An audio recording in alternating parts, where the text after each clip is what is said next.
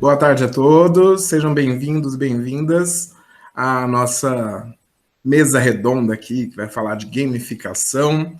Eu vou apresentar os nossos palestrantes e eu serei o mediador. Meu nome é Luiz, eu sou da Ateno com Jogos. A gente trabalha com jogos de tabuleiro e gamificação aqui no nosso querido Brasil, junto com a Abre, tá? E hoje no nosso painel, para falar de brincar, ludificação e gamificação, temos o mestre Glaudinei Moreira Mendonça, da UFC. Aí, dá um tchauzinho aí, Glaudinei, pessoal vê.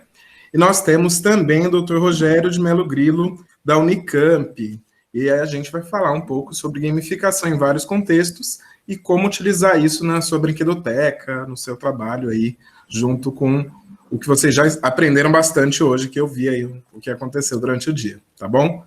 Vamos começar então, Glaudinei? Pode se apresentar, melhor. Quem sou eu para apresentar vocês aqui? Bom, boa noite a todos. O meu nome é Glaudinei Mendonça. Eu sou professor aqui da Universidade Federal do Ceará, no curso de Sistemas e Mídias Digitais. E a gente atua com a parte de design de jogos de maneira geral, mas a gente foca também no desenvolvimento de jogos analógicos, jogos de tabuleiro, jogos de cartas, etc. Tanto na parte de pesquisa, como também algumas atividades voltadas para a extensão. E aí eu vou compartilhar aqui uns slides com vocês, eu vou fazer uma fala breve, só para apresentar mesmo uma reflexão sobre gamificação que a gente trabalhou aqui. Ver se vai aparecer. Pronto. O título da minha apresentação eu coloquei Brincando com Coisa Séria, as etapas do processo de gamificação. Esse trabalho ele surgiu de uma necessidade que a gente encontrou a gente fala muito sobre gamificação, muito desse processo de gamificar atividades e tal, etc., mas a gente não encontra muito material falando sobre alguma metodologia, algum processo, de que forma a gente consegue fazer essa gamificação. E aí, pensando nisso, a gente fez algumas reflexões e elaborou uma proposta, né, uma espécie de metodologia, vamos dizer assim, das etapas desse processo de gamificação. E aí eu vou apresentar de uma forma bem ampla para vocês, né? A gente tem 20 minutinhos, então eu vou apresentar de uma forma ampla e uma forma bem mais genérica, né? E aí você pode, inclusive, utilizar as ferramentas que você achar mais interessante nesse contexto. Então, só para iniciar, só para a gente definir a ideia de gamificação, né? Gamificação é a utilização em contextos originalmente não lúdicos de técnicas e elementos de design de jogos para promover mudanças na motivação.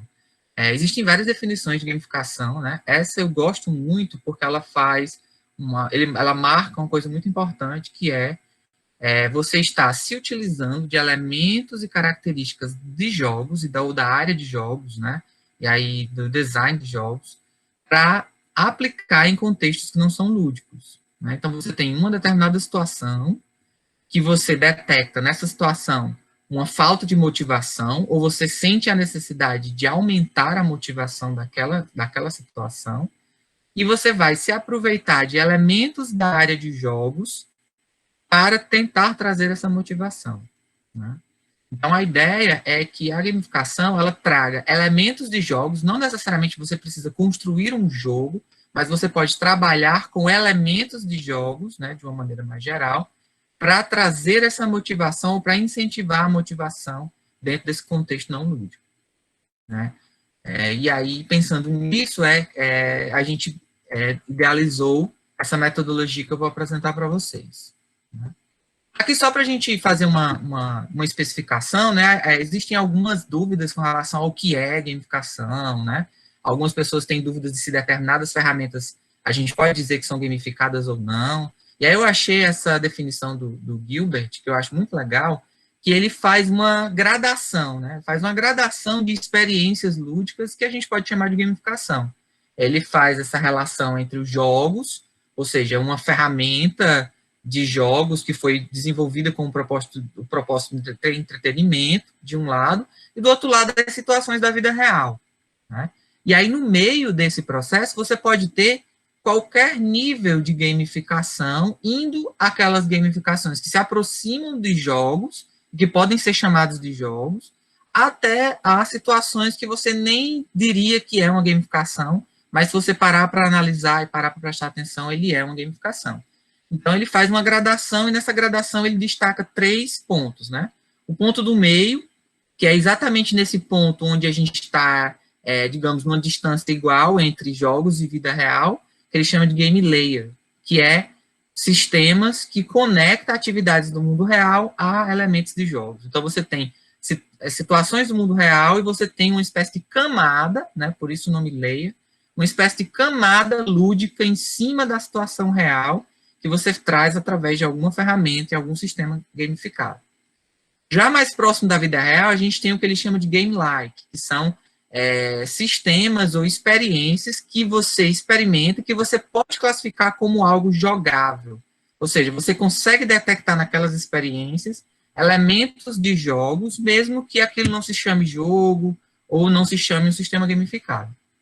E, para o outro lado, já mais próximo dos jogos, né, a gente tem o que ele chama de alternate purpose games, né, são jogos de propósito alternativo, que você tem, um jogo, né, você olha para ele, você visualiza ele, você identifica ele como um jogo, mas existe um contexto externo que normalmente origina esse jogo e que você tem uma conexão com esse jogo. Então, na maioria das vezes, para os jogadores, é basicamente um jogo como qualquer outro, mas existe uma conexão com a vida real, de alguma forma, que traz algum tipo de relação.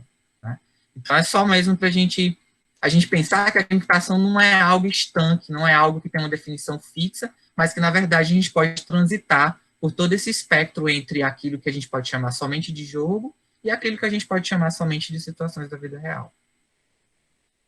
Então, vou apresentar um pouquinho as etapas dos processos de gamificação, né? De novo, é um processo em desenvolvimento, não tem nada fechado ainda, a gente ainda está trabalhando nessa metodologia, mas eu acho que esclarece algumas coisas sobre esse processo. A gente divide em 4 grandes momentos, né? Um momento onde a gente vai focar em analisar o problema que a gente quer resolver, depois o contexto desse problema aparece, depois a gente vai analisar que elementos de motivação a gente pode utilizar para trazer essa motivação para esse sistema que a gente quer trabalhar, e depois é que a gente vai partir para destacar os elementos de jogos que a gente vai utilizar. E aí a gente dividiu em 12 etapas que eu vou apresentar para vocês de uma forma geral, uma forma mais ampla. Por que esse gráfico ele tem essa característica de aumentar e diminuir, né? Porque a gente trabalha numa ideia de que a gente precisa, em determinados momentos, ampliar a nossa visão para outros contextos, para depois a gente voltar e focar no contexto que a gente quer trabalhar. Então, nesses momentos em que esse gráfico ele aumenta de tamanho, ele fica mais largo, né, ele fica mais alto, é como se a gente estivesse ampliando aquela situação que a gente está analisando, para depois a gente escolher, né, com a visão mais global, a gente escolher o que a gente vai trabalhar, e aí a gente afunila e direciona. Né? Então, é um movimento de amplificação para ter uma visão melhor, depois de direcionamento e de especialização. Tá? Então, vou falar um pouquinho das etapas rapidamente para vocês. Dentro desse grupo que a gente vai analisar o problema, a primeira etapa é determinar a situação problema, ou seja, o que você quer, se você tem uma vontade de gamificar algo, essa vontade surgiu por algum motivo. Normalmente é um problema detectado. Eu percebo que os meus alunos têm dificuldades com determinado conteúdo, ou eu tenho uma situação na minha empresa onde os meus funcionários, eu não sinto que eles estão motivados a fazer as atividades necessárias. Então, você vai descobrir que situação é essa que existe, que você percebe que falta uma motivação, ou que você tem interesse em melhorar essa motivação. Não necessariamente pode existir a falta de motivação, mas às vezes você quer aumentar a motivação daquela situação. Então, a primeira coisa que você tem que fazer é especificar qual é esse problema, qual é essa situação que você quer trabalhar. Né? Depois você vai analisar a estrutura dessa situação. E aí você pode utilizar para essa análise qualquer tipo de elementos, né? De componentes, na verdade. A gente trabalha normalmente com objetivos, pessoas, ações, espaços e equipamentos. Ou seja, a gente vai refletir sobre quais são os objetivos que estão envolvidos naquela situação, quais são as pessoas, quais são as ações que são realizadas, em que espaços essas ações acontecem e quais os equipamentos que são utilizados, tanto materiais como imateriais. Essa é uma ideia de a gente pegar aquele problema e tentar abrir o problema e descascar o problema e tentar entender o que é que a gente tem de dificuldade aí, né? Na terceira etapa, a gente vai escolher o agente-chave, ou seja, quando você vai fazer essa análise, você detecta vários indivíduos, vários processos, vários elementos. Só que se a gente for fazer gamificação para tudo, a gente não consegue fazer, fica muito grande. Então, a gente normalmente escolhe um agente-chave, ou seja, a gente escolhe é como se fosse o nosso público-alvo, né? Ou seja, quem das pessoas que estão envolvidas no problema, a gente vai focar no desenvolvimento desse sistema gamificado. Pode ser mais de um? Pode. Mas quanto mais pessoas, quanto mais agentes você coloca, mais complexo vai ficar o processo de gamificação. Tá? E aí a gente vai para a parte de contexto, a gente vai analisar o contexto dessa situação, ou seja, a gente vai analisar que situações são periféricas a essa situação que a gente quer gamificar, no passo 4. No passo 5, a gente vai considerar o ponto de vista do agente, ou seja, a gente vai olhar da visão do agente, quais são os elementos positivos e os elementos negativos que a gente tem nessa situação. E a gente vai avaliar também os suportes, ou seja, o que eu poderia utilizar para dar suporte a esse agente, a essa situação, problema, de uma maneira a tentar melhorar essa situação. Né? Muitas vezes, só quando a gente chega nesse passo 5, a gente já consegue visualizar várias modificações na própria situação que a gente poderia melhorar e que, às vezes, no final, não precisa nem de uma gamificação. Né? Às vezes, é só o próprio sistema, a própria estrutura do sistema que está organizado de uma forma que não é muito produtiva. Então, de repente, você consegue analisar e consegue resolver muito dessa falta de motivação somente observando essas circunstâncias, né? E essas situações e esses elementos que estão envolvidos aí no processo. Tá? Passo 6 o passo 7 é determinar uma estratégia. Então, uma vez que eu olho toda essa situação, todo esse contexto, eu penso em que estratégia eu vou trabalhar para desenvolver o meu sistema gamificado. Aí a gente entra na quarta etapa, que é a motivação. Agora eu preciso descobrir quais são as motivações dos meus agentes, né? Para poder pensar em elementos de jogos que vão atacar essas motivações, né? Que vão se afinar com essas motivações. Aí você pode usar qualquer sistema de classificação de motivação. Existem vários, né, na literatura. A gente usa muito o Octalis, a gente acha muito legal o Octalis do Yu Ka-Chou, mas existem vários outros, né? Tem o Big Five, tem as próprias motivações do Barton, né? Que são os perfis de jogadores do Barton. Então, você pode usar qualquer tipo de sistema de classificação de motivação. E aí você precisa detectar quais são as motivações daquele agente que você quer trabalhar com a gamificação, e você, de todas as motivações que você encontrar, você precisa focar naquelas que você considera que são as principais. E aí a gente entra no último estágio, que é onde a gente vai propor realmente a gamificação, né? A gente vai analisar as possibilidades de que elementos de jogos eu posso trabalhar, lembrando que a gente pode trabalhar com qualquer tipo de elemento de jogo na gamificação. A gente costuma trabalhar normalmente com o que a gente chama de BPL, né? Que são os pontos, as bonificações, né? Ou as insígnias e o quadro de ranqueamento, né? São normalmente os elementos de jogos que a gente gosta de trabalhar em gamificação. Mas jogos tem muito mais do que isso. Você pode trabalhar com qualquer elemento de jogos, e você pode também utilizar para essa etapa qualquer tipo de classificação de elementos de jogos também que você quiser, que existem muitos. Né? Então, eu vou pegar quais são os elementos que podem atender às motivações do meu agente. Já que eu descobri quais são as motivações dele, com o que ele se motiva, eu vou agora buscar elementos de jogos que vão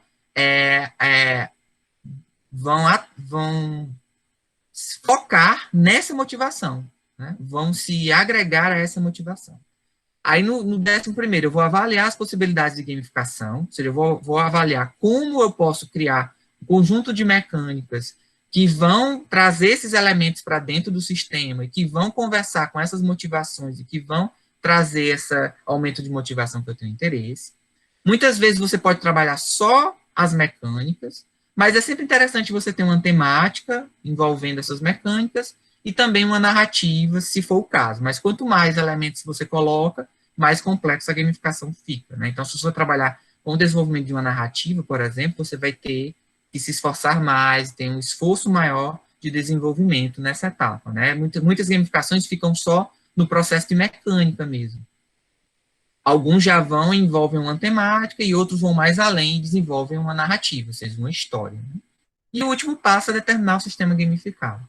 Então, esses 12 passos, né, uma proposta de forma de você olhar para a situação, partindo da situação, avaliando a situação até chegar no seu sistema gamificado como um todo. E, óbvio, que cada uma dessas etapas vão exigir um certo tempo e uma série de ferramentas que você pode utilizar para esse processo. Era isso que eu tinha para falar, tá? E aí, na fase de perguntas, se alguém tiver alguma questão, quiser fazer alguma pergunta, eu estou disponível para responder. Obrigado pela atenção de vocês. Obrigado, professor Glaudine. Já vamos aproveitar, estou pedindo aqui no chat, gente, quem tiver dúvidas, perguntas, pode ir mandando, porque a gente vai interagindo com os palestrantes, tá? Eu já tenho uma pergunta aqui, que eu já tinha preparado aí para os nossos 2 professores hoje. Eu vou começar com o Glaudine, depois eu passo a bola para o Rogério daí já se apresenta e pode entrar no assunto dele, que ele vai falar um assunto bem bacana, que até eu estou intrigado, estou a tarde toda querendo saber o que é. Ele fica fazendo mistério, mas ele vai falar agora. Mas vamos lá, você falou para a gente, Glaudine, sobre motivação, né? Eu sempre, quando ouvi falar, eu estudei gamificação, motivação é um assunto muito intrínseco, muito direto, né? Quando a gente fala de gamificação. E para você, até para ajudar aí a galera, os professores, o pessoal que está assistindo, qual que é o ponto principal que você acredita que a gente tem que priorizar e qual é aquele que a gente tem que evitar quando está criando um processo de gamificação? Porque muita gente acha que é isso. Então eu vou fazer uma cartelinha aqui, junta 10 pontos, ganha um brinde, e ele confunde a gamificação com o sistema de benefícios, com que a gente sabe que é uma linha bem tênue aí, né? Que uma coisa é entretenimento, uma coisa é um processo transacional ali, uma troca, né, de mercado, e a outra coisa é a gamificação. Então, o que você acha que tem que priorizar quando a gente está estudando essa motivação e o que a gente tem que evitar, assim, para não cair nos erros comuns que a gente vê na gamificação, professor? Uma coisa que eu acho que a gente tem que sempre focar em tentar descobrir o que realmente motiva as pessoas para as quais a gente está desenvolvendo o nosso sistema gamificado. O que acontece muitas vezes é que as pessoas acham que é só você colocar um elemento de jogo que a coisa vai ficar melhor, né? E às vezes não, na maioria das vezes, não é bem assim. Às vezes você desenvolve um sistema gamificado que as pessoas que são seu público-alvo não gostam, não têm interesse. E aí como é que você vai trazer motivação, né? O jogo, ele não é um artefato mágico que você vai colocar no seu cotidiano e ele vai resolver todos os problemas do mundo, né? Ele tem que ser utilizado de uma forma correta, para o público específico, para o público que vai realmente se interessar e que vai usufruir daquele recurso. Então, a gente, às vezes, esquece muito para quem a gente está fazendo a gamificação e quer empurrar determinados sistemas gamificados onde a pessoa que seria a beneficiada não vai se beneficiar porque aquilo não a motiva. Aquele jogo específico não a motiva. É só a gente ter sempre isso em mente. Nem todo jogo agrada todo mundo. Tem jogo que eu gosto, tem jogo que eu não gosto. Então, a gente tem que tentar descobrir quais são os jogos que o meu público vai gostar, né? Acho que esse é o ponto que a gente tem que focar. E os pontos que a gente tem que evitar, né? Uma coisa é achar que a gamificação vai resolver tudo, que não vai resolver, né? Outra coisa é descobrir se a gamificação não funcionou porque ela não foi bem feita ou porque realmente ela não se adequou à situação. Porque às vezes a gamificação não funciona e a pessoa acha que o problema está na gamificação, mas às vezes é o processo que foi usado para criar a gamificação não foi um processo correto. Então, o problema não está na gamificação, o problema está no processo que gerou aquela gamificação, né? Outra coisa também que a gente tem que ter em mente é que é interessante que a gamificação ela seja descartável, né? Eu preciso criar um sistema gamificado para aumentar a motivação do meu público, mas é interessante que essa motivação ela se sustente por si só, que em algum momento eu possa remover essa gamificação. Porque se eu ficar fazendo que as pessoas só executem as ações que eu quero que elas executem, porque elas estão num sistema gamificado, eu estou usando uma muleta, né? Eu estou colocando o jogo como a motivação, e não aquele objetivo principal, né? Então, eu tenho que ter cuidado com isso, né? Essas etapas de analisar a situação é bom para isso, para a gente tentar descobrir se o problema não está na situação. De repente, a situação é problemática. Então, eu preciso resolver a situação antes de pensar em gamificar. Preciso criar uma situação que seja agradável antes de torná-la mais agradável com o jogo. Então, o jogo não deve ser o único elemento agradável, ele tem que ser um elemento a mais, para que em algum momento eu possa remover esse elemento gamificado. E tem outros elementos também, mas eu, para ser mais sucinto na resposta, eu vou ficar com esses e depois a gente pode falar. Muito bom, professor. Teve um livro que eu li que ele falava muito da chocolatização, que o pessoal fala assim, eu vou gamificar tudo que vai ficar lindo e maravilhoso, e na verdade, um tijolo com chocolate ao redor é um tijolo. Então, você tem que saber resolver a causa ali, descobrir qual que é o problema, descobrir quem são os envolvidos. Eu achei legal esse esquema que você mostrou aí pra gente. Gente, eu sei que às vezes a gente está falando de uma coisa que, nossa, o que eles estão falando, né? Gamificação, vocês podem tirar dúvida aqui no chat, pode mandar pergunta, mas eu não sei nem o que é gamificação. Pode perguntar aí que a gente vai respondendo durante a palestra. Agora eu vou passar a bola para o professor Rogério Grilo. Ele vai falar de ludopolítica. Eu quero ver o que é isso, o que é essa ludopolítica, como que ele interage nesses contextos de gamificação, em outros contextos, né, que às vezes a gente nem imagina que eles podem acontecer. Pode se apresentar, professor, e a palavra é sua. Obrigado. Boa noite. Estão me ouvindo bem? Tudo bem? Então tá, obrigado. Parabéns, professor Glaudinei, pela fala, foi enriquecedora, em específico a sua resposta quanto à pergunta do Luiz, e agora espero, né, na minha fala, acabar com todo o tipo de dúvida que o professor Luiz, talvez o professor Glaudinei tenha a respeito, e demais a respeito da ludopolítica. Até eu conversando com uma professora, ela falou para mim assim, nossa, ludicização, tá todo mundo perguntando o que é isso, né? E, sim, a ludicização tem uma relação com a gamificação, mas aí eu vou falar e vou dar continuidade ao que o professor Glaudinei falou, e, na verdade, é um tom de crítica, né, a minha fala aqui sobre ludopolítica, e que vocês vão até complementar e trazer perguntas, e vão se encontrar no que eu vou falar. Em específico, a fala do professor Glaudinei no final ali vai de encontro a essa minha fala aí, né? Eu vou compartilhar as minhas telas. Se eu estiver falando baixo ou não entender, vocês podem aí interromper a qualquer momento, né? E o professor falou lá da Unicamp, sim, eu tenho um vínculo na Unicamp no grupo escolar, mas atualmente eu estou no pós-doutorado na UFSC, né, no programa de pós-graduação em Educação Científica e Tecnológica, sob supervisão da professora Regina Grando. Então, essa pesquisa que eu vou apresentar agora é do pós-doutorado, né? Então, vamos lá, eu vou apresentar aqui, eu acho que aqui. Apareceu para vocês? Ainda não, professor. Não? Deixa eu ver. Veja agora se apareceu, fazendo favor. Apareceu?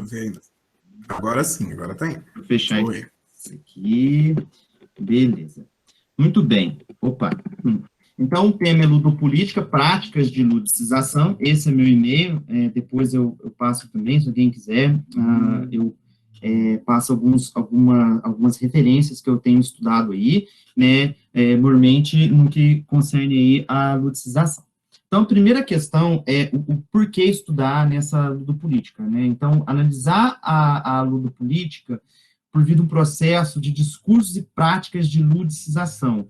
Então, quando eu comecei a estudar essa questão da ludopolítica, tem um autor que vai analisar a ludopolítica a partir do mercado dos games, né?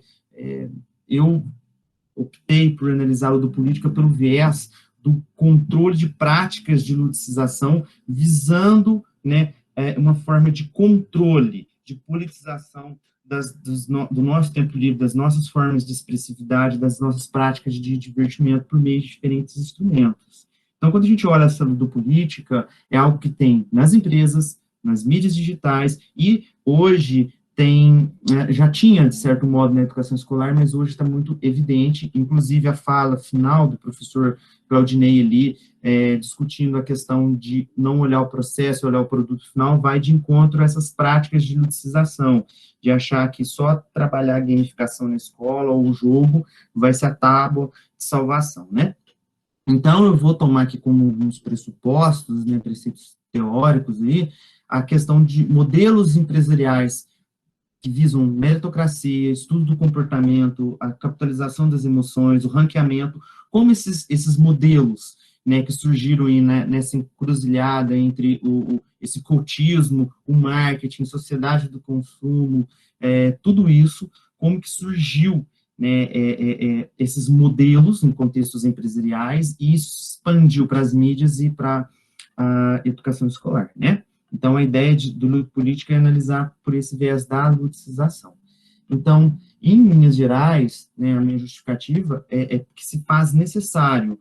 Se, por um lado, nós podemos fazer um trabalho profícuo com jogos, com gamificação, e eu defendo esse trabalho, inclusive, no final, vou falar a respeito dessa questão da gamificação, de um novo viés que vem surgindo aí, é que hoje, quando a gente fala do política, é assumir um discurso de coisas que são lúdicas, de determinar coisas como lúdicas. Então, eu falo que um objeto é lúdico, eu falo trazer elementos externos para a esfera do lúdico. Então, quando eu falo de ludopolítica, é justamente essa forma de controle do lúdico. Então, o porquê que a ludopolítica hoje se tornou muito eficaz, e ela tem uma relação inexorável aí com a psicopolítica, que é um campo aí que um sul-coreano tem trabalhado, Byung-Chul Han, né, que vai trabalhar com a questão de explorar o lúdico como uma estratégia aí, né, de controle da nossa liberdade. Então, tudo que é adjacente às práticas e modos de expressividade, as nossas emoções, o jogo, comunicação, o lazer, ele vai ser explorado.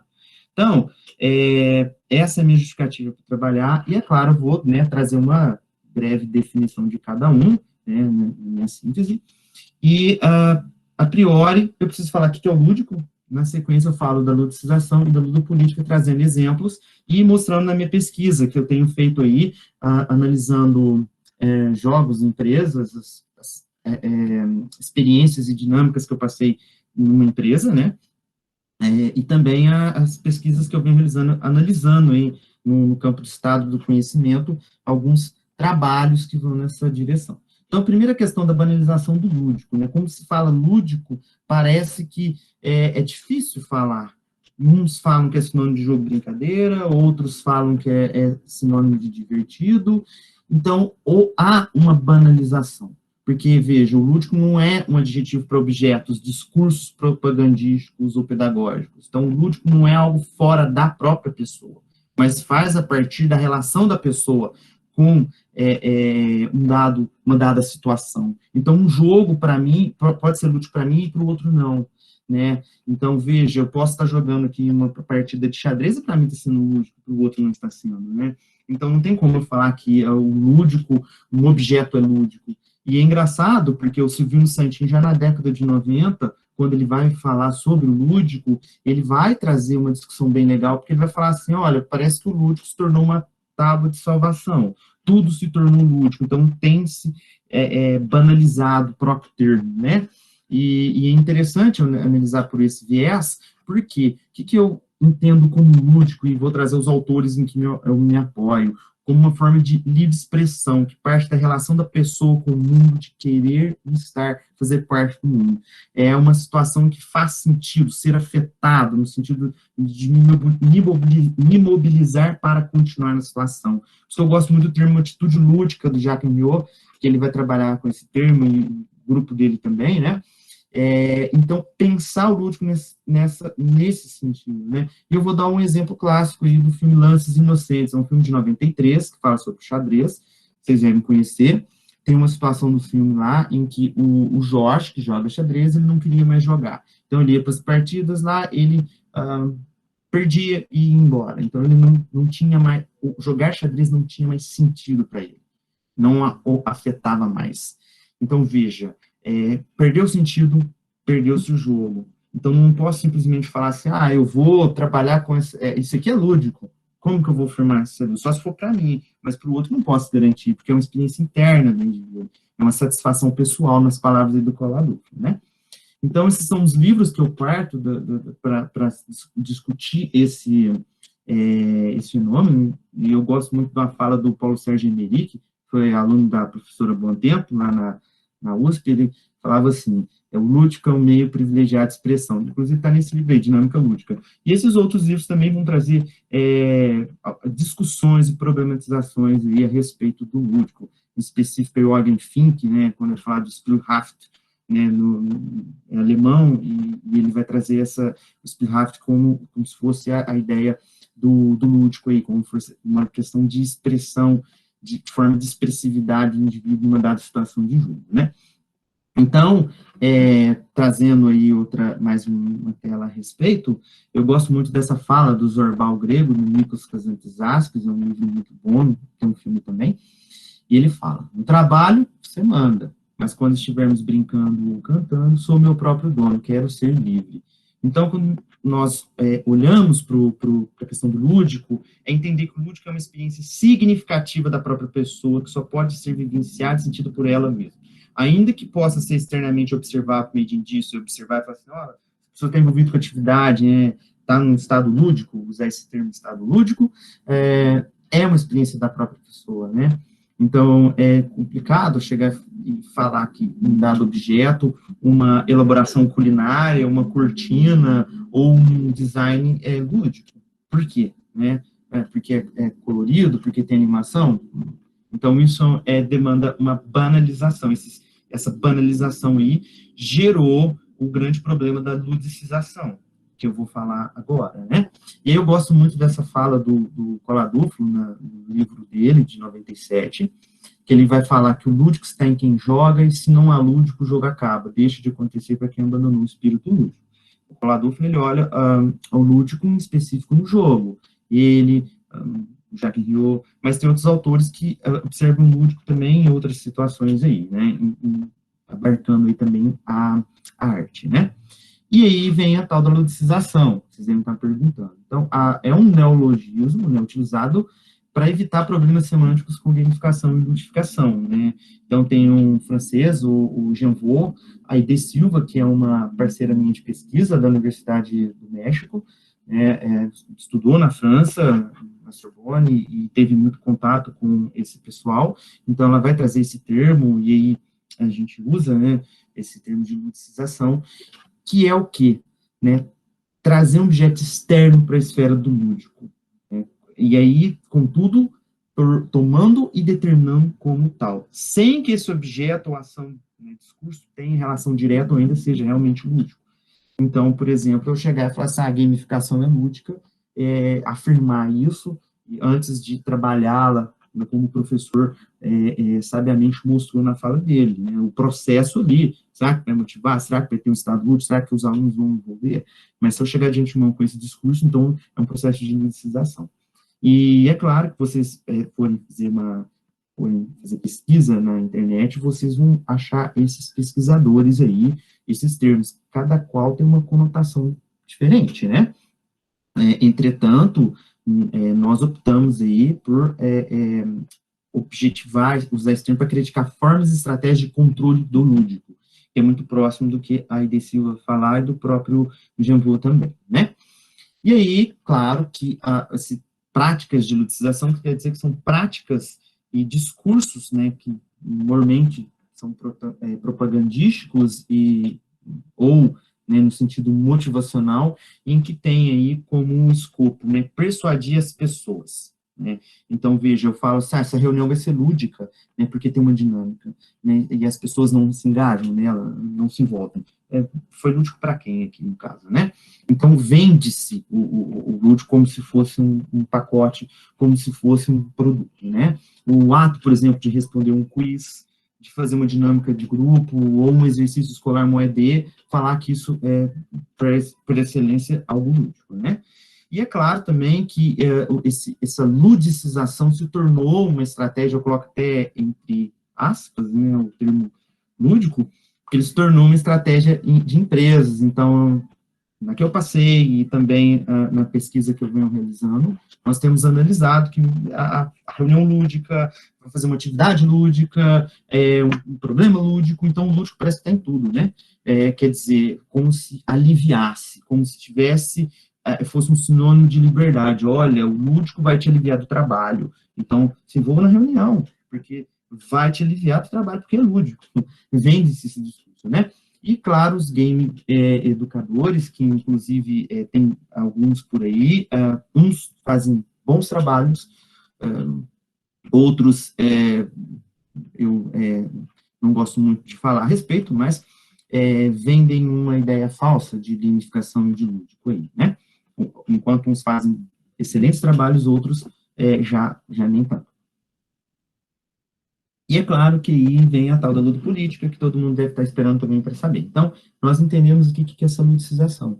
E aí, o que é a ludopolítica? A ludopolítica é o quê? Usar essas práticas de ludicização. Então, são formas de controle das nossas práticas de divertimento, de tempo livre, da nossa expressividade, por meio de discursos e práticas no campo da ludicização. Então, é a tomada e o gerenciamento do nosso tempo e espaço para expressarmos. Então, é capitalizar o nosso divertimento, é direcionar a nossa liberdade.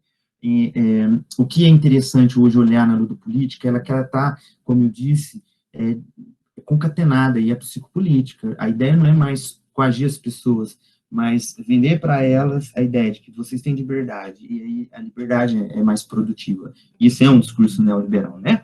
Então, aí fala para a gente, nossa, você tem liberdade para produzir, então, veja, e como o jogo, né, tem essa ideia, por muitos teóricos, que é livre, e é uma forma de expressar, então, eles utilizam isso como um mecanismo, né?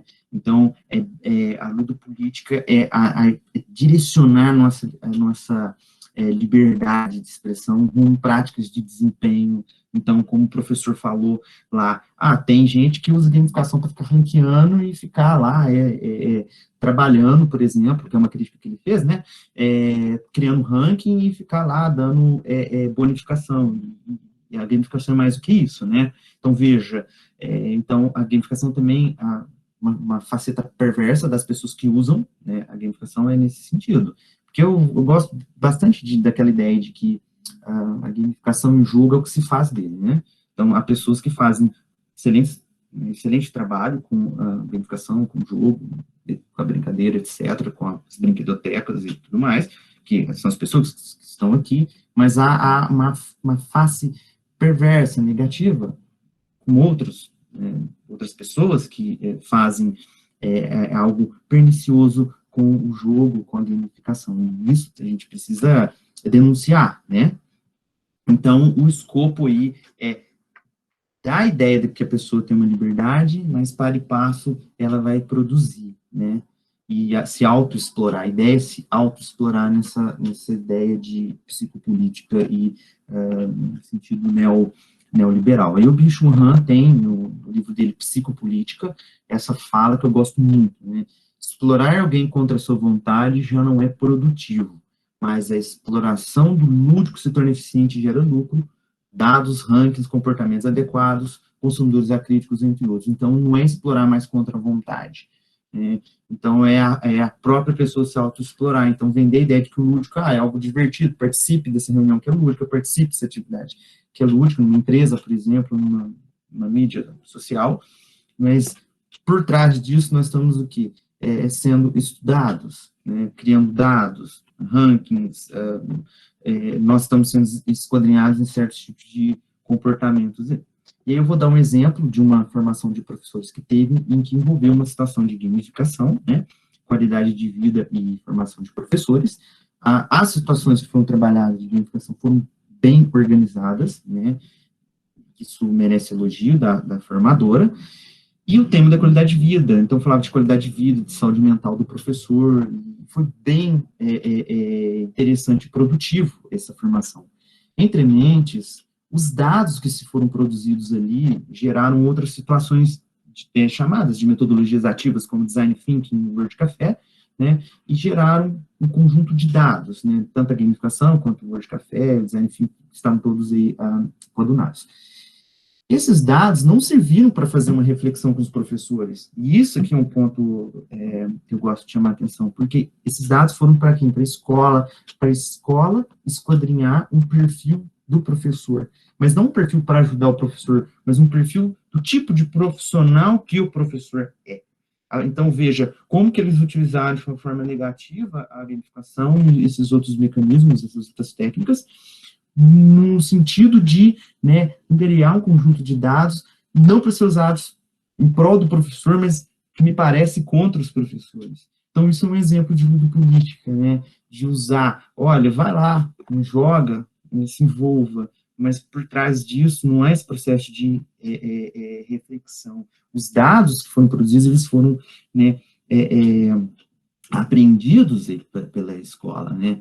A escola pegou e aí, claro, fez um estudo com esses dados. Então, veja, delineando perfis dos professores. E isso, para mim, me deixou um pouco angustiado, né? E é claro, quando eu trato de ludopolítica e de ludicização, vou trazer alguns livros aí que servem de base, né? Esse, do Gameful World, inclusive um autor que o professor Claudinei falou, né, anteriormente, ele é um dos organizadores desse livro aí, né, um livro bem legal, tem um texto aí do Ian Ballast também bem provocativo, e de outros autores, o próprio Byung-Chul Han, esses dois livros, né, Psicopolítica e Sociedade do Cansaço, e a Maudie Bonnefond, que vai falar aí também de ludicização, e trazer algumas análises aí a respeito aí da questão do lúdico e do jogo. E aí, vamos agora para os exemplos que eu acho que eu falei aqui, e vocês devem estar falando, bom, vamos ver se ele traz alguns exemplos para jogar um pouco de luz a essa fala dele, né? Então, bom, vamos pensar ludopolítica em diferentes esferas, então, ludicização das empresas. Vamos lá. Primeiro, tem-se criado nas empresas os coaches, e alguns coaches vêm com a questão de ser os chamados gurus do lúdico, como se eles fossem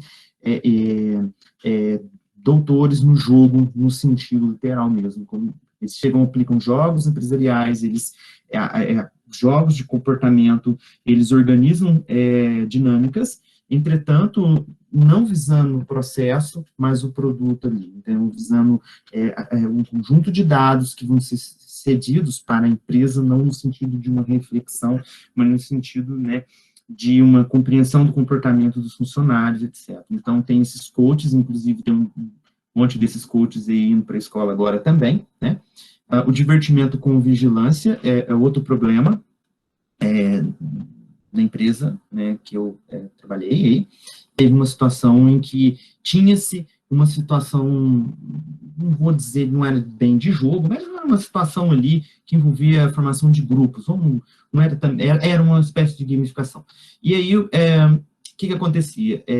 Não se podia se envolver muito nisso no horário de trabalho, então tinha que ser após o horário de trabalho. E as pessoas, após o horário de trabalho, não se engajaram para se envolver, né? Mas as pessoas que se engajaram cobraram das outras esse envolvimento. Isso gerou que uma certa cisão em grupos e um certo, né, ranço de algumas pessoas com outras. Então, veja, o próprio tempo que nós tínhamos, vamos dizer, um tempo de descanso, de recuperação, né, que a gente sai do trabalho já para recuperar para outro dia, né, de trabalho, foi-se tomado por essa situação e falava assim, é opcional, você pode se envolver nessa situação se quiser. É uma situação lúdica, é uma situação divertida, isso foi o que falaram, mas se quiser, você se envolve. Entretanto, as pessoas que não se envolviam eram vigiadas pelas que se envolviam, e as que estavam envolvidas eram vigiadas para entender qual que era o tipo de perfil dessas pessoas. Né? E isso aí criou-se a ideia de o colaborador, aquele que veste a camisa da empresa. Então, outra prática também que tem aí, vocês já devem ter ouvido falar disso aí. A reunião lúdica, não precisa nem falar, então, a dinâmica do chapéu, colocar um tipo de chapéu e fazer uma crítica no grupo, discutir e esses momentos aí, a comunicação não violenta, etc. Então, são vários livros aí de coaches e tudo mais, que vem aí, né, sendo utilizados nas empresas e que eles tomam essa ideia de falar, por exemplo, que essa dinâmica do chapéu é uma dinâmica lúdica, mas na verdade é uma dinâmica em que tenta esquadrinhar as pessoas e criar formas de ser, agir e pensar ali. Então, de lúdico não tem nada. Muitas vezes essas reuniões acabavam em conflitos extremos, mas era vendida a ideia de que ela era lúdica porque tinha essa dinâmica, né? Jogos comportamentais, então tinha um termo desse no RH lá, que era jogos envolvendo a consciência de equipe. Então, situações, problemas, pequenos jogos ali para resolver determinados problemas, a própria gamificação aí, né, algumas vezes foi utilizada também, e o escopo era o quê? Trabalhar essa questão de ter a consciência de equipe, saber trabalhar em grupo. Então, veja, e esses jogos eram interessantes porque delineavam um perfil. Não é um jogo em que as pessoas estavam envolvidas no sentido de um jogo cooperativo, em que tinha uma reflexão sobre a cooperação, empatia, etc. Mas um jogo que as suas decisões eram analisadas ali, e aí ela ia para uma espécie de crivo ali para determinar qual o seu perfil. Então, era nesse sentido. E os jogos de produtividade, que não precisa nem falar, que era que gerava uma competição, gerou, né, ainda gera competição exacerbada, rivalidade entre os profissionais, colaboradores, e gerava ranking, esse ranking visível para todo mundo, né? Então, veja, práticas de ludização na empresa. Bom, aí vem nas mídias sociais. Aí, nas mídias sociais, a tomada do nosso tempo livre. Esses dias aí, eu entrei na internet e tinha uma sequência de quizzes. E aí, quando a gente entra nesses quizzes ou situações de jogo, e a gente joga, não estou criticando totalmente. Uma vez ou outra, vou jogar, eu vou, né, jogar, né, para me divertir, etc. Mas a maioria das vezes é uma sequência de situações em que vão tomando o nosso tempo cada vez mais e cada vez mais ficamos presos a um conjunto de mídias e presos a esse conjunto de mídias, nós vamos produzindo um conjunto de dados, e esses dados vão nos expondo e vai alimentando um big data. Até o dilema das redes vai nessa linha aí, né? Então, eles usam os jogos para que a gente entre, jogos, dinâmicas, e a gente entra aí, o aplicativo pega as nossas fotos, né, voz, dados, ele tem acesso a um monte de coisa, né, nossa nuvem, etc., e aí a gente entrega, a partir de uma prática que se diz lúdica, de jogo, a gente está entregando dados, né, então a gente está alimentando um big data e gerando um tipo de comportamento em perfil de consumidor. E aí vocês já devem perguntar, mas como? Eu entrei num aplicativo ali que falava de horóscopo, né, para fazer os testes, né, para pesquisa. E aí, de um foi para o outro. Aí eu coloquei meu signo, deu a minha personalidade, e aí eu fui olhando todos aqueles traços que tinham ali, de repente eu fui para outro, e falou de tipo de relacionamento, e assim sucessivamente. No final, eu fiquei por uma semana recebendo e-mails, né, e propagandas aí, para eu fazer um mapa astral, para eu ter uma consulta com astrólogo. Então, veja, uma situação de jogo ali que eu entrei, eu já comecei a ser alvo, né, das mídias, né, de empresas que entenderam que o meu comportamento ali, meu perfil de consumidor referente aí a horóscopo e astrologia. Então, eles vieram e ficaram aí me perturbando por uma semana, e com outras situações de jogo lá, e assim sucessivamente, o Watch também, vários outros aplicativos. Então, quando entrar em um aplicativo, veja, o aplicativo pede várias permissões para nós, né, e esse conjunto de permissões aí, né, quando nós damos e vamos respondendo ali, eles vão traçando um perfil aí, um comportamento, um perfil de consumidor. O problema maior é que aí nós estamos analisando também, tem estudos já mostrando que as pessoas internalizam isso. Então, a pessoa entra lá, começa a entrar no horóscopo, ou qual relacionamento que a pessoa dá mais certo, ou que tipo de animal você é, se é águia, leão, etc., a partir de um conjunto de respostas que você dá lá, né, no quiz, e as pessoas começam a internalizar isso, né, esse tipo de personalidade, e então isso também causa que a gente chama de uma produção de subjetividade. Isso é também algo complicado, né? E a neurociência, então, aqui o próprio Harari, o Churran, Helmut Rosa e outros autores vêm discutindo aí o impacto da neurociência, como que a neurociência tem construído novos sistemas de controle. Justamente, quando a gente entra nas mídias sociais, nas redes, a velocidade da informação, o tipo de informação, como isso vai construindo as nossas formas de comportamento, como se pode controlar uma pessoa por meio das redes. Então, a neurociência tem avançado nesse sentido de controlar aí, e entenderam que essa ludização, no caso, situações de jogo, de quiz, etc., corroboram para isso, né, de traçar esse perfil de consumidor, etc., né? E, por fim, no contexto escolar, e aí também faço minhas as palavras, né, do professor Rodney, quando ele falou que o jogo ele precisa ser bem trabalhado, que a gamificação precisa ser bem trabalhada, né, na escola, né, e defendo isso, né, essa questão de ser problematizado, ter um processo de reflexão, os alunos também produzirem, construírem situações, né, de jogo, etc. Então, quando a gente olha para a ludização na escola, a gente tem visto que, também que é outra parte da pesquisa, né, práticas esvaídas de reflexão, muito mais o produto do que o processo. Então, muito mais só o fazer pelo fazer do que um refletir sobre o fazer. Então, nós temos analisado essas questões, e muito mais a fazer, eu quero fazer e ganhar uma bonificação, eu quero fazer e concluir, do que fazer o processo de reflexão sobre o dado conteúdo que está sendo trabalhado, o processo de problematização concernente ao processo.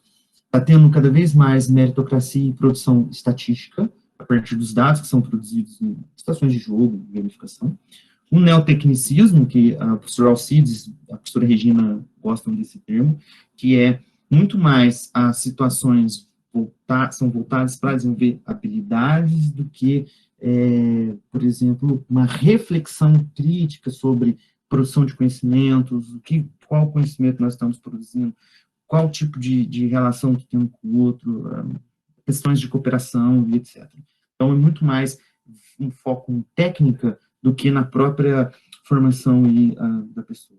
Uma capitalização das emoções, que eu já disse, né, a questão de, nessas situações de jogo, muito mais focar em certos tipos de emoções que precisam se ter, né, do que problematizar as emoções que emergem, os sentimentos, né, também que emergem nas situações, né.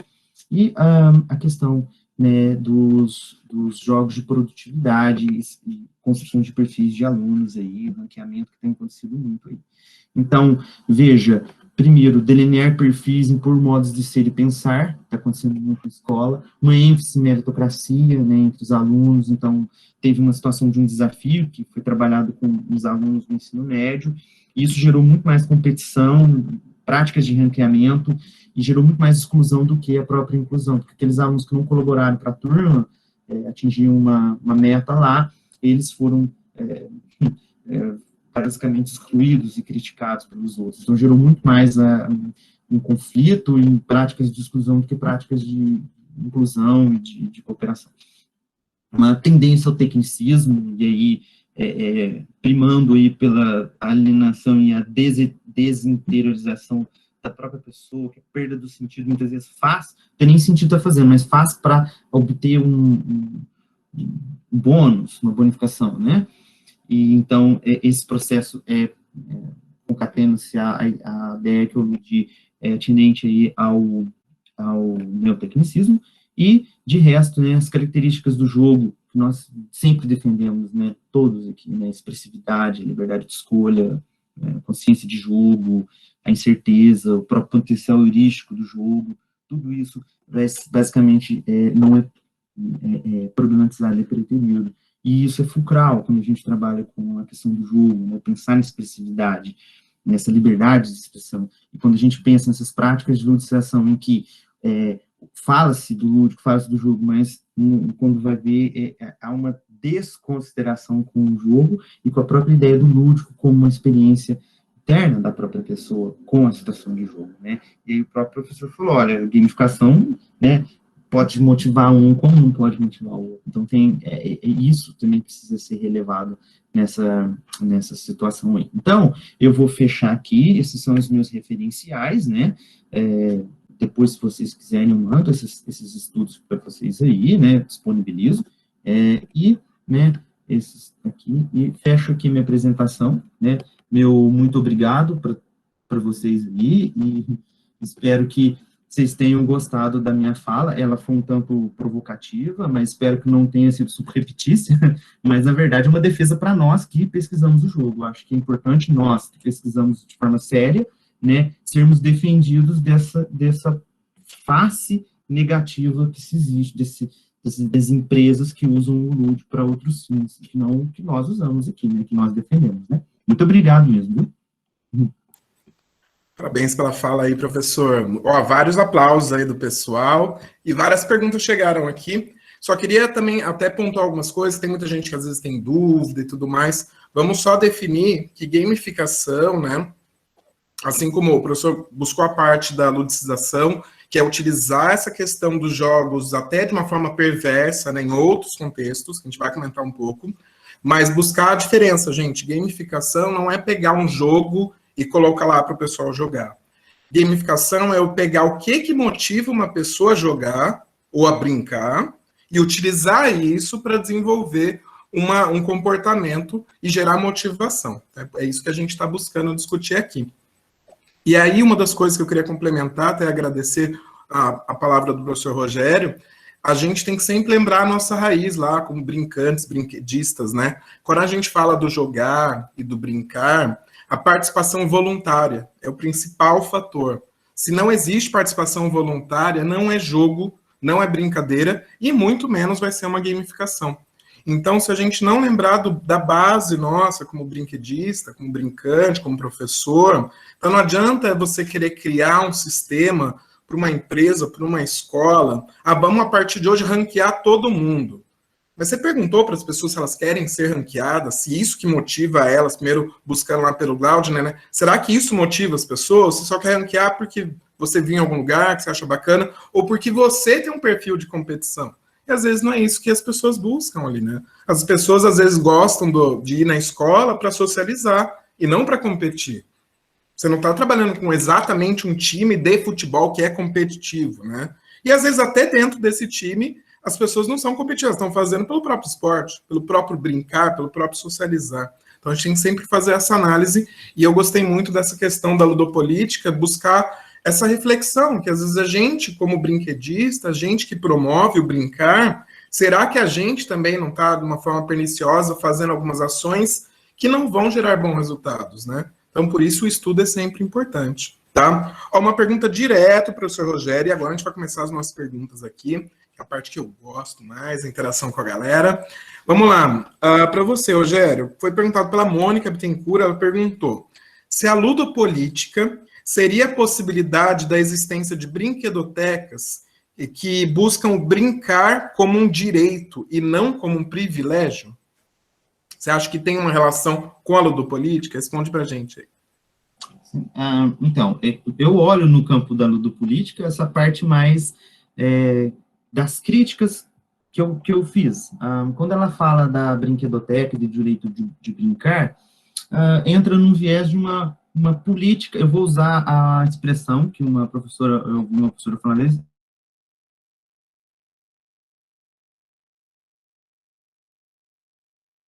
eu falo o contexto da questão do político, eu estou muito mais no campo de crítica e de criação de uma política de controle e de determinar o que é lúdico, de venda do lúdico como um produto, mais esse campo de análise, do que pensar na questão, assim, das políticas voltadas, assim, para a brinquedoteca, embora eu as defenda, né? Defenda veemente o direito de brincar.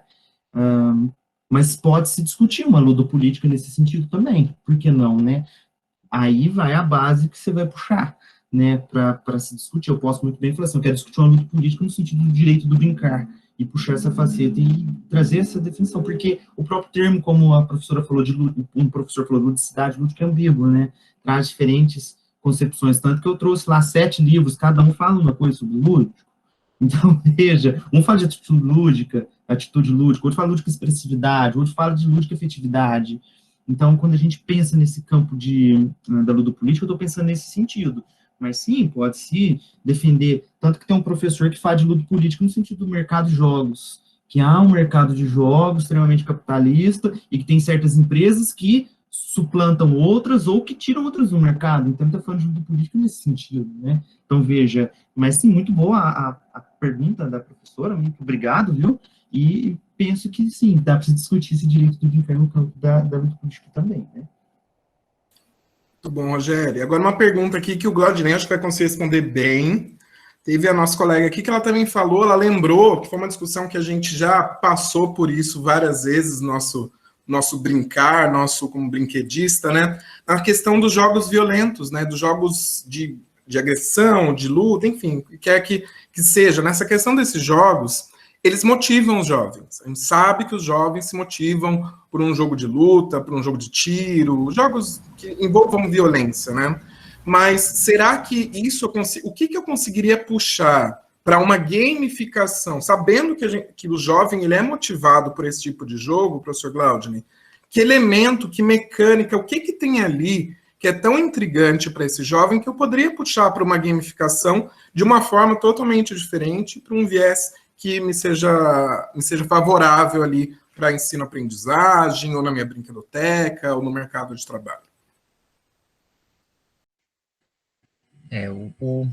O Bartol, ele tem uma classificação de jogadores, né, que ele define 4 tipos. Um deles que ele batizou de killers, né, que poderia traduzir como os matadores, né, digamos assim. Mas, apesar do nome, né, killer, o Bartol vai definir o killer como sendo aquele jogador que gosta de ter influência sobre outras pessoas, né? Então, você fez essa pergunta, eu me lembrei automaticamente disso, né? Que a gente costuma falar que os killers, eles gostam de quebrar coisas, destruir coisas, né? Eu vi uma vez uma pessoa falando isso, né? Que a característica do killer era destruir coisas, e não é, né? Não é isso. Mas é essa possibilidade de ter controle, né, sobre algo, né? Então, talvez, aí eu vou falar, talvez porque eu estou fazendo, né, estou falando agora do pensamento, né, as pessoas que gostam de jogos violentos, um quesito pode ser, talvez, essa vontade de ter controle, né, essa vontade de influenciar outras coisas, né, ou seja, eu estou destruindo essas coisas, eu tenho o poder de destruir essas coisas, né, e então eu consigo influenciar essas coisas através disso. Então, talvez, se você pegar isso como mote, você pode utilizar essa possibilidade de influência para outro aspecto, que é exatamente o que o Bartol vai defender do killer. O killer, ele gosta de influenciar as outras pessoas, pode ser uma influência negativa, ou seja, aquela pessoa que destrói o outro jogador, mas pode ser uma influência positiva, por exemplo, aquele jogador que ajuda os outros jogadores, por exemplo, né? Então, ele também é um killer, porque ele gosta de influenciar pessoas, mas ele influencia através do auxílio, da ajuda, né, ele se satisfaz em poder contribuir com alguém que não tem a capacidade que ele tem de desenvolver determinadas ações dentro do jogo. Então, você poderia pegar essa característica, por exemplo, e explorar em outros contextos, né? Então, as pessoas estigmatizam os jogos violentos, mas, na verdade, o que você tem que fazer é olhar para o jogo dito violento e tentar entender quais são as interações que estão acontecendo ali dentro daquele jogo e ver como você pode ressignificar essas interações em outro contexto, né? Inclusive, tem um livro bem interessante que fala sobre jogos de violência, né, do Salah Khaled, eu acho, que ele vai discutir exatamente isso, que por muito tempo se buscou bodes expiatórios nos jogos violentos, né, para culpar determinadas atitudes de determinadas pessoas, mas, na verdade, você não pode atribuir a culpa a um único elemento, né? Você tem vários fatores que motivam a questão da violência em termos gerais. Os jogos, ele pode ser um desses elementos, né? Então, o que é que aquele jogo traz para aquele público e como a gente pode ressignificar aquele sentido daquele jogo em outro contexto. Eu acho que vai por aí. Boa fala, professor. Uma coisa que me lembra muito, assim, quando a gente estuda o Richard Barton, até deixei aí no chat para a galera poder consultar depois, essa pesquisa é muito bacana, sempre calha, é bem básica, é bem pra, mas eu não sei nada. Vai buscar Richard Barton, você vai se identificar e vai ver como ele funciona, e aí você consegue criar processo de gamificação. Eu dei uma lida num estudo que falava que os curandeiros, sabe esses jogos que tem o cara que ataca, o cara que defende, os curandeiros, que são as pessoas que curam os outros jogadores, eles muitas vezes têm perfil dos killers, dos assassinos, né? Porque a vida da outra pessoa está na mão dele.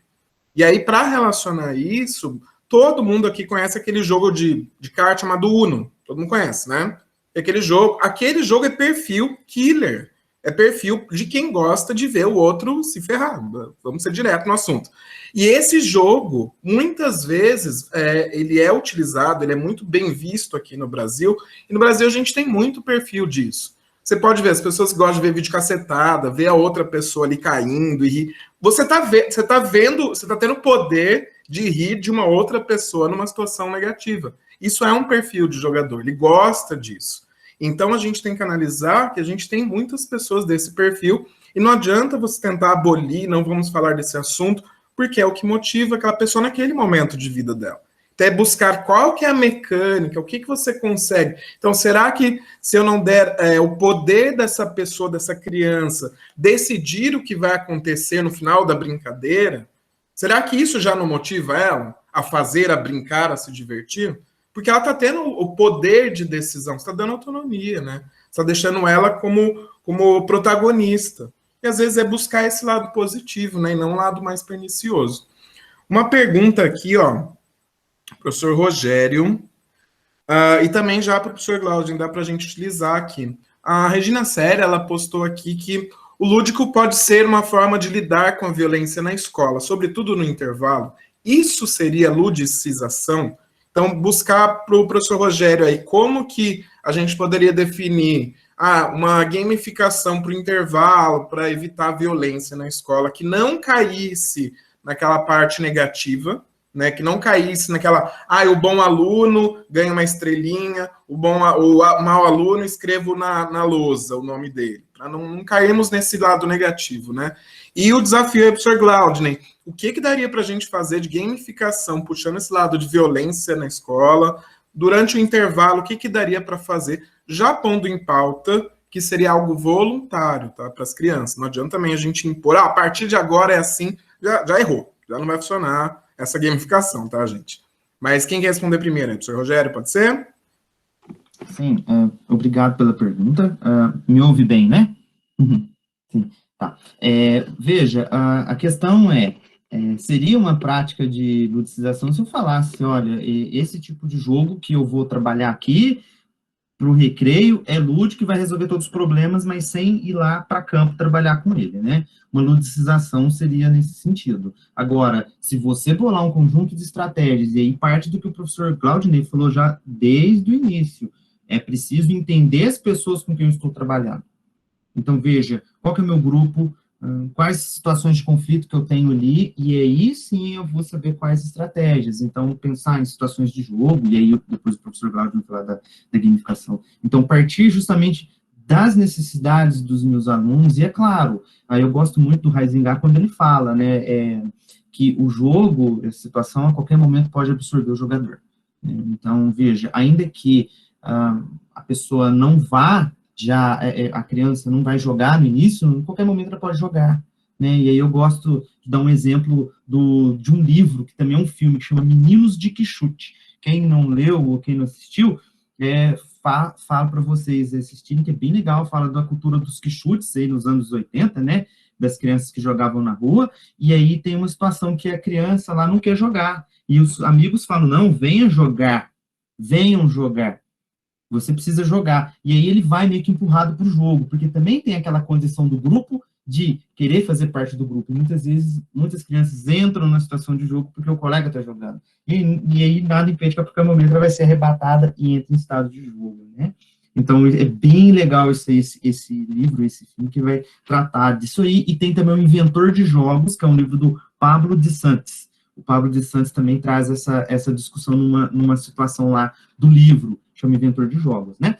Então, é nesse sentido que eu venho aqui trazer a discussão. É preciso que a gente parta, né, do problema ali, entender o problema, entender as pessoas que estão envolvidas e aí criar estratégias, né?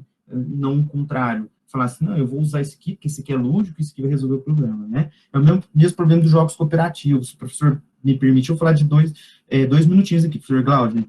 O que aconteceu, né, numa situação de jogo cooperativo? Um professor chegou e falou assim, não, o jogo cooperativo vai resolver todo o problema da escola. De repente, quando eu chego na escola, as crianças estavam brincando de pega corrente, e aí umas crianças estavam arrastando a outra. Eu falei assim, que cooperação que é essa? Que tinha criança arrastando a outra, e no vôlei lençol, aquele vôlei de lençol, eles rasgaram o lençol. Então, aí eu cheguei para o professor e falei, olha, a discussão é muito mais você discutir com os alunos essas situações de um arrastar o outro e de rasgar o lençol, e entender o que é cooperação, para depois você chegar com um certo, vamos dizer, um propagandismo de falar assim, isso aqui é um jogo cooperativo parte da própria situação. E qualquer jogo cooperativo também tem a questão da competição também, porque o fato de você competir consigo mesmo, numa situação de corrente, o fugitivo competir com a corrente, isso existe. O próprio Jean Chateau, lá no Léger de l'Enfant, fala isso. Existe competição. Qual que é o grande problema? O que se faz com competição? A competição não é boa nenhuma. O problema se faz com ela. E ele já vai alertar para isso. Isso influenciou muitos pensadores que analisaram o jogo aí. Eu vou parar agora de falar, senão eu fico falando muito, desculpa, professor Claudinei, e obrigado pela pergunta novamente. Não, que é isso, Rogério, pode falar, fica à vontade. É engraçado, assim, quando foi feita essa pergunta, eu me lembrei de uma situação do filho do meu primo, né? Ele estava no colégio com muitas reclamações com relação à violência, que ele tinha atitudes violentas, etc, etc. E a professora dele resolveu da seguinte forma, ela convidou ele a ser o ajudante dela durante as aulas. Então, ele tinha determinadas obrigações durante a aula, que era a responsabilidade dele, de recepcionar os alunos quando ele chegasse, de buscar determinados elementos na hora que a professora ia fazer alguma atividade. E essa responsabilidade que foi atribuída a ele fez com que ele direcionasse essa energia que ele usava para agressão para outras coisas, né? E se a gente pensar que talvez a motivação dele seja essa motivação de influenciar outras pessoas, ele antes influenciava de uma forma negativa, que era o quê? Batendo, né? Ou tendo atitudes violentas, porque ele queria essa satisfação dessa motivação de poder influenciar as outras pessoas. E ela transformou isso num aspecto positivo. Agora ele influenciava as outras pessoas no auxílio, na ajuda, nas atividades, né? na organização do espaço e coisas do tipo. Então, lógico, a gente não tem como pensar numa solução que fosse genérica, suficiente para ser aplicada a todas as situações de violência de um colégio, né? Na verdade, a gente tem que entender por que esse aluno é violento, quais são os elementos que fazem com que ele tome essas atitudes violentas, que é aquela análise da situação que eu falei para vocês, né? É analisar a situação, ver todas as situações periféricas que estão envolvidas, ver os elementos que a gente pode utilizar para reforçar, e aí os elementos de jogo podem vir nesse sentido. Então, de repente, eu posso pensar em atividades que vão direcionar aquela energia que está direcionada para a violência para outras questões. Mas aí não tem como responder de forma genérica, porque a violência ela tem muitos fatores, assim como tudo no ser humano, né? Tudo no ser humano envolve vários elementos, não tem como você encontrar uma solução final para uma situação genérica, né? Então, eu teria que analisar a situação, analisar o aluno, analisar o contexto onde está acontecendo, para poder a gente conseguir pensar em algum tipo de elemento lúdico ou gamificação que a gente pudesse utilizar para direcionar essa energia para outro aspecto. Né? Muito boa fala, professores. Olha, gente, pode mandando mais pergunta aqui no chat, tá? Ó, a Eliana Magnani, ela perguntou aqui, ó. A luta de judô em grupo pode ser considerada gamificação? Eu vou ajudar até na resposta aí, mas vamos falando. A minha visão, Eliana, questão da luta no judô, né? Você está falando de um esporte ali cooperativo, no caso, se for em grupo, né?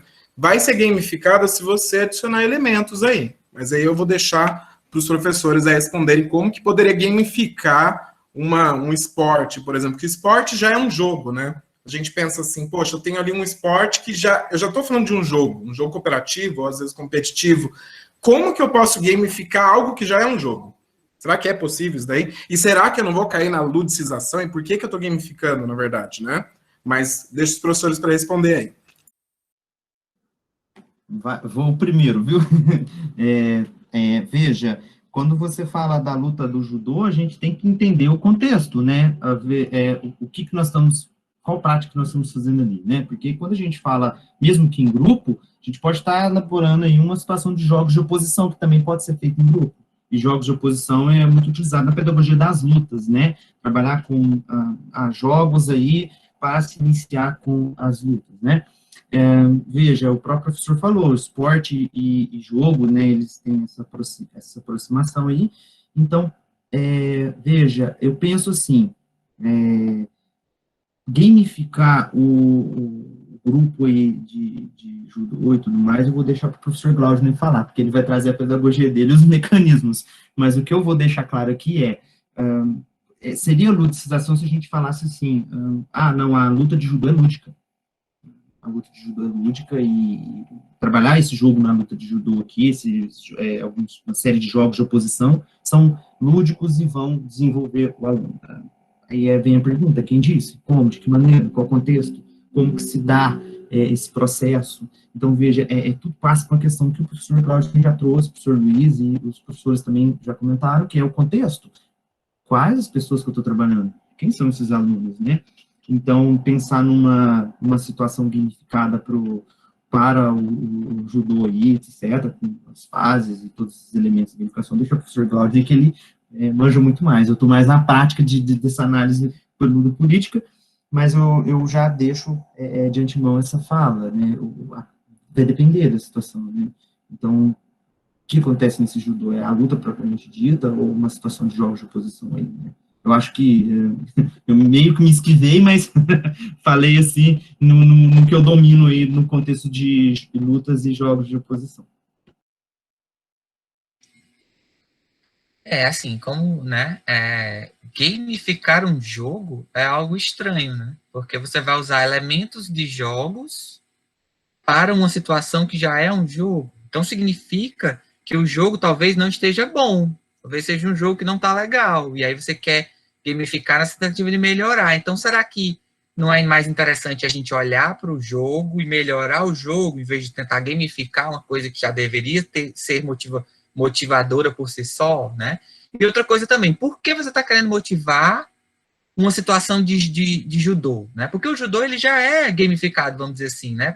Além de ser um jogo, ele tem todo o sistema de ranqueamento, né? Ele tem, eu não sei se tem o mesmo esquema de faixa, né? Eu nunca né, participei de judô, mas eu acredito que ele deve ter categorias, que você vai subindo nessas categorias, deve ter pontuação, deve ter campeonato, tudo isso a gente pode classificar como elementos que incorporam uma gamificação.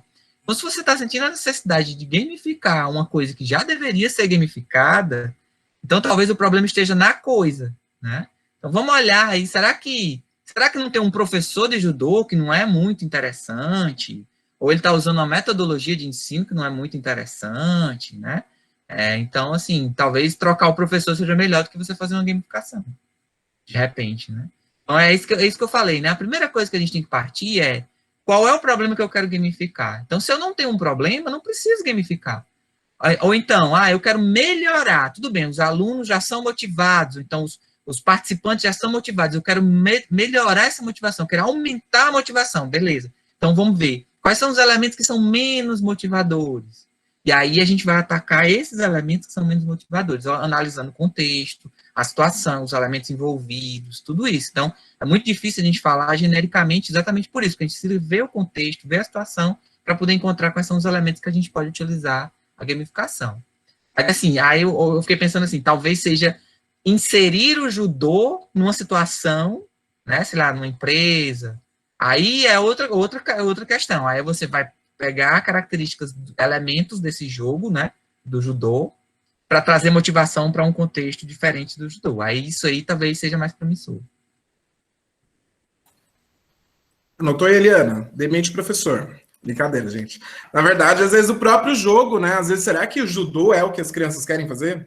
Às vezes não foi nem pensado, não foi feita uma pesquisa antes. Sempre pensar, gente, que tem um público-alvo. Tudo existe um público-alvo. Para o pessoal que está na brinquedoteca, está na escola, não adianta você querer falar de um assunto X se o aluno não está naquela idade. Se não é o que ele quer, né? A gente tem que pensar nisso também. Uma coisa que sempre me perguntavam, também com relação a jogos, e esses jogos que são de zumbi, que fala de terror, a criança não vai ficar... Brinquedistas, professores, vocês sabem que tem uma fase da idade da criança que ela gosta de histórias de terror. Ela está explorando o imaginário dela. E a gente fica naquele medo que, mas a coordenadora, mais o pai, mais a mãe... É a fase da criança, você vai lá, busca embasamento, vai no filósofo, vai no teórico e comprova que pode, acabou. Às vezes a gente fica muito nesse medo, né, de fazer algo, sendo que é o que a criança está querendo. E aí você tenta pincelar isso de uma outra forma e vai acabar desmotivando o que já era motivado. Então tem que tomar muito cuidado com isso, tá? Aqui, ó, só a gente tá, daqui a pouco a gente já encerra, faz as constatações finais dos professores aí. E a gente vai continuar na nossa arena de jogos, que eu vou falar um pouco de gamificação com vocês, e também eu vou ensinar como jogar online durante essa pandemia que a gente está vivendo, tá? Ó, a Regina Célia falou muito bem colocado, Regina. A gente está numa fase que vai começar a Big Brother agora, semana que vem. E Big Brother é um negócio que é um assunto que engaja as pessoas. As pessoas gostam de falar, as pessoas querem saber quem saiu, quem não saiu, gostam de ficar futricando lá a vida de agora tem famoso e tudo mais. Então, será que ali já não tem tantos elementos que motivam as pessoas? O que eu posso puxar para o meu contexto escolar, para a minha brinquedoteca? Será que eu não posso fazer um Big Brother ali? Usar aquela mecânica? O que será que é útil? O que eu posso utilizar? A gente pode pensar nisso também, né? E teve uma outra pergunta aqui, ó. Uma constatação, na verdade. A Patrícia gostou dos esclarecimentos, professores, e ela falou que a gente sempre tem que tomar muito cuidado, porque o tema gamificação, né, ele é super recente, né, a gente não tem 30, 40 anos, é um assunto super recente. E para não tomar cuidado que não vire moda, né, porque é aquilo lá que eu falei, de chocolatizar, tudo é gamificado, tudo gamificação resolve, não é. Não é aquele artefato lá que o Claudinei falou. Não é. As coisas têm que ser vistas na realidade. A gente tem que analisar o público-alvo, tem que analisar para que eu estou fazendo, por que eu estou fazendo, tá bom? Gente, ó, faltam 8 minutinhos aí para acabar. Tem mais alguma pergunta? Eu vou deixar os professores fazerem as constatações finais deles. Tudo que é bom acaba logo, infelizmente. Já passou, gente, 1h30 aqui. Tá vendo? E a gente se divertiu e foi tudo voluntário. Então, nada forçado, nada ludicizado aí, né, Rogério? Então, todo mundo gostou aí. Fico muito feliz com a presença de tantos professoras, professores, brincantes, brinquedistas. E passo a bola para o Rogério para ele falar as últimas falas dele, depois o senhor Claudinei, e depois a gente encerra aqui o nosso painel. Muito obrigado, né, a todos aí pela participação, por nos ouvirem e também pelas perguntas que foram muito produtivas, né, e provocativas também. Sempre quando a gente pensa na pergunta, o bom da pergunta é quando ela nos provoca, né. Eu deixei aí no chat meu e-mail, se alguém quiser entrar em contato comigo e saber mais desses estudos que eu venho realizando sobre ludopolítica e práticas de ludicização, pode mandar um e-mail que eu respondo prontamente, inclusive ser dos arquivos que eu tenho estudado aí, né? E é claro, né, faço votos de saúde e paz a todos e agradeço novamente. Muito obrigado aí pelo espaço, né? A professora Beatriz está aí, né, minha amiga aí, a gente sempre está aí em contato aí, viu o Marcos Teodorico nas nossas parcerias, no Nexo, a professora Cirlândia também, eu estou vendo ali, um abraço, né? E um abraço a todos, né, todos vocês, e obrigado mesmo, de coração.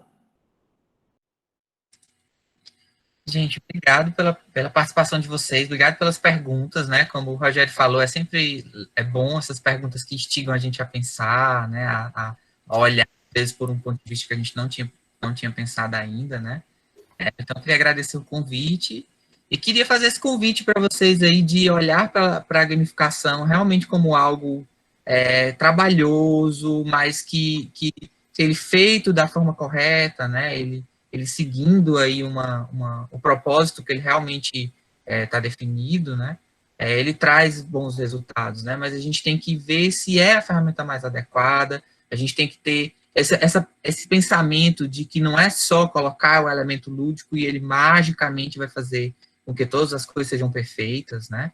E que, na verdade, existe um trabalho anterior para essa gamificação funcionar, que envolve, inclusive, a análise da situação atual, né? Será que a gente não consegue melhorar só modificando a situação atual, né?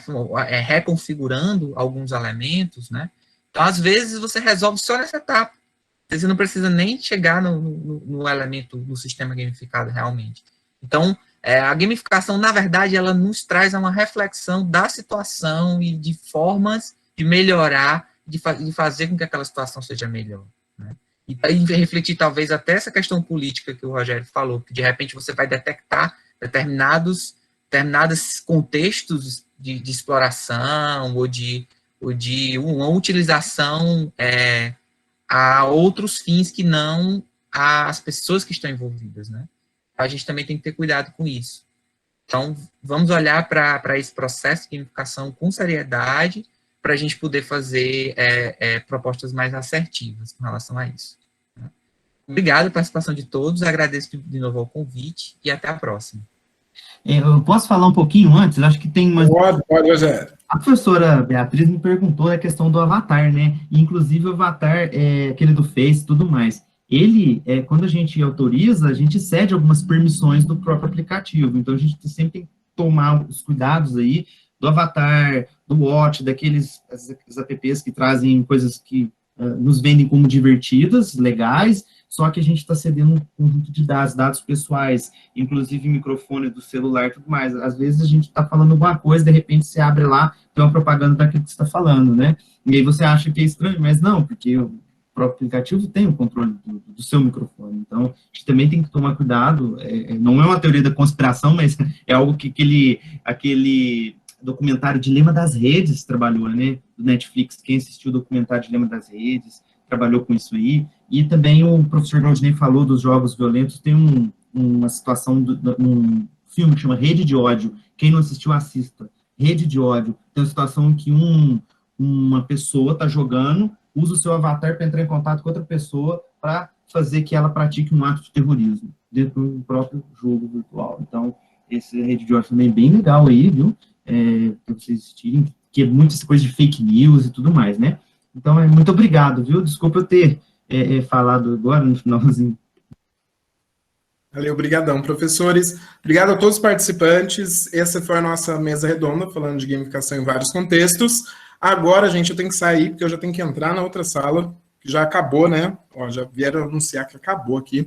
A gente vai estar ali na arena de jogos para falar um pouco como jogar online, o que a gente faz durante essa pandemia aí. Beijo, gente. Obrigadão, professores. Tchau, tchau.